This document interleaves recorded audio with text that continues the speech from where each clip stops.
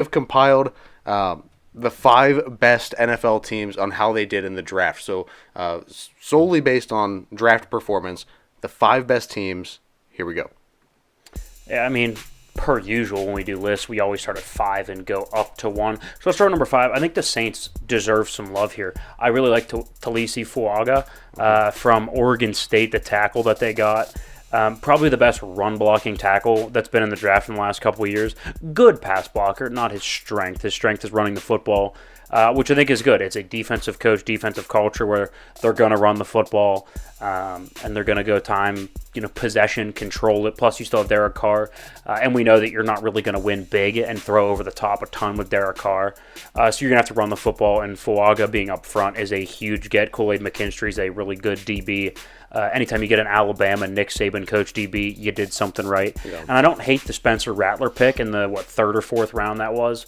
Hey, who knows? Maybe it works out. We've seen, Dak Prescott was not supposed to be any good in the 4th round, right? Nobody thought Dak was going to be the guy. Next thing you know, preseason, he comes out, he looked really good. Tony Romo, see you once you sit down, and now Dak made, $50 million last year. Yeah. So it can happen. I don't hate the pick. And then a Pitt guy, Bub Means, there in the 4th or 5th round as well. So I think it's a good draft. I'm not giving grades. I think it's a good draft, and they're top 5. I mean, they got most of the positions covered that they needed. I'm just not a big fan of the Spencer Rattler pick. I just don't like it. No, not a big Rattler guy? No. I think he's... when you come from a smaller school like that, you have to have something that, sets you apart. That, really sticks out. Yeah. But I mean, we do remember that when he was at Oklahoma, he was like a Heisman frontrunner, somebody that you would throw in there in the top 5. Way too early mock draft, he was in the top 5. I know, he is that guy. He doesn't have anything that makes me look at him and go, wow, he's the best at in terms of physical attributes. Yeah. Okay, I think that's fair. Either physical attributes or just level of play on the field. That's fair. Okay, I'll give you that. I like the first 2 picks, and I like the Bub Means pick, Saints at 5. Yeah. Number 4, the Chicago Bears, with my guy, Caleb Williams, and then Rome Odunze. I don't care about any other picks. And here's more above just at face value, they're great picks, right? Caleb was the best quarterback in the draft, and Rome Odunze was in the discussion. Oh, man. It was the top 3. It was Harrison, Neighbors, Odunze, and then there was a drop-off. He was in that top 3. Is he Marvin Harrison? No. Is he the speed of Malik Neighbors? No. But he's a grown-up in the room. Nothing bad to say about Rome Odunze. So you got a really good receiver, the number 1 quarterback in the class. But above face value, the Bears kind of finally grew up. And they said, hey, Ryan Poles even had a quote, hey, we got to stop worrying about the pass so much, right? Maybe get out of your way and stop drafting linebackers and paying safeties and say, hey, we could take an edge rusher at 9, or we can go get a shiny new wide receiver to help Caleb Williams, because if he doesn't work, this whole thing is completely screwed. It's all going to come down. And everybody else is fired. It's all going to come down. If Caleb Williams is not good, everybody's fired. Mm-hmm. So go get Rome Odunze to make Caleb Williams good. So I like the pick. They grew up as a franchise. I like that. Yeah. Okay. Makes sense. Number 3 here. The Chargers. I talked about it kind of in contrast to the Falcons, how they had a very pointed and directioned draft, and they hit all of their needs. They stuck to their guns. They knew what worked. You had Harbaugh fingerprints all over it. You go get Joe Alt, the lineman, in the 1st round. Which you needed. Oh, my God, absolutely. Well, it's one of those where had to have people are like, well, he only plays left, and they already have Rashawn Slater. Matter. They're 2 good tackles. Somebody can figure out how to play right tackle. Yeah, you can play the other side, dude. You're fine. I think Rashawn Slater went to, I believe, Northwestern. Mm-hmm. Yeah. Yes. I'm almost Northwestern. Yeah. And Joe Alt went to Notre Dame. These are smart kids. Somebody can figure out how to play right tackle. One of them's going to figure it out. Yeah. Right. These aren't dummies, right? Somebody's going to figure it out. Yeah. And then you go get Ladd McConkey, the slot guy from Georgia, in the 2nd round. I actually love that pick. And then Junior Colson, linebacker out of Michigan, was their 3rd pick. And then they had a couple receivers and DBs down. I think they got in the bottom of the draft. I think they got what they needed. And like I said, it was a directional, pointed draft. Here's what we need. Here's our identity. How can we draft to best mesh those two and help protect? Again, if Caleb Williams doesn't work, the Bears are never going to be good, and the entire thing is going to get fired. Right? Well, everybody's going to get fired. If Justin Herbert doesn't work and win in the playoffs, everybody's going to get fired. Period. End of story. It says a lot about Harbaugh, though, too.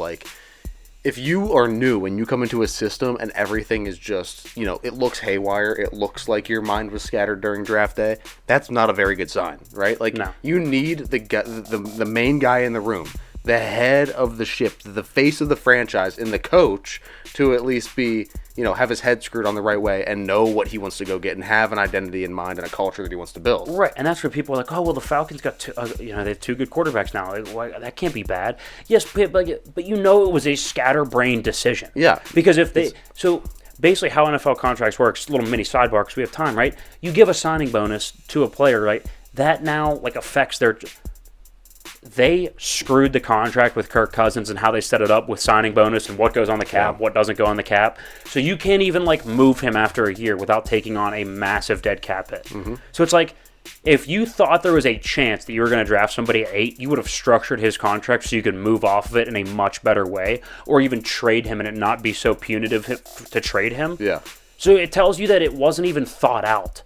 It's not like they thought of this bad plan. It was a bad plan that was not well thought out. Yes. So whatever. And that speaks to inconsistencies up front. Yes, and the Chargers were the exact opposite. Yes. I thought the Commanders had a great draft at number 2, partially because, and I was a May over Daniels guy. I thought they should have taken Drake May, but Jaden Daniels is still a fantastic quarterback prospect. He still has a ton of hope, and it was close between him and Drake May. And then in the second round, they go out and get Mike Sainristil, who was my favorite DB, outside of the traditional big-name corners. I thought he was the best DB on the board, very Mike Hilton-esque, good in the run game, can cover. They got Johnny Newton as well in the second round, so I thought they killed it. The defense is going to be a lot better. And then obviously Jaden Daniels will be an upgrade over Sam Howell. Well, they needed to fix the back end. I think that was the big worry coming out of last year. During last year and coming out of last year, it was they have no secondary. They are getting torched. And I don't think it helped that you traded your 2 best pass rushers too. So it's you don't have a pass rush and you have bad corners. So the bad corners are going to have to cover for 4 or 5 seconds because your pass rush can't get home. It looked ugly. I think they solved. I don't think this team is going to be competitive for anything super. Definitely not Super Bowl. I don't even think playoffs wise all that much. Can they compete for slightly 8 and 9, 9 and 8 for a wild 8 and 9 maybe for a wild card?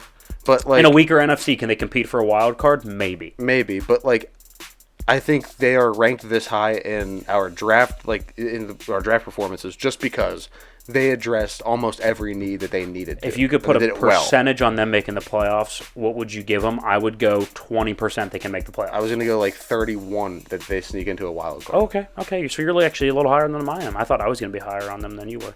Anyway, number 1, the Steelers. Maybe we're just homers here, but I thought it was a fantastic draft. You addressed both the tackle position and the center position with Fatanu in the first round and Frazier in the second. You needed a receiver, you go get Roman Wilson. You needed linebacker depth, you go get Peyton Wilson. And then from there on out, I don't particularly care about anything else. I mean, sure, can we find maybe the 6th round DB? Is he going to be good? Sure, maybe.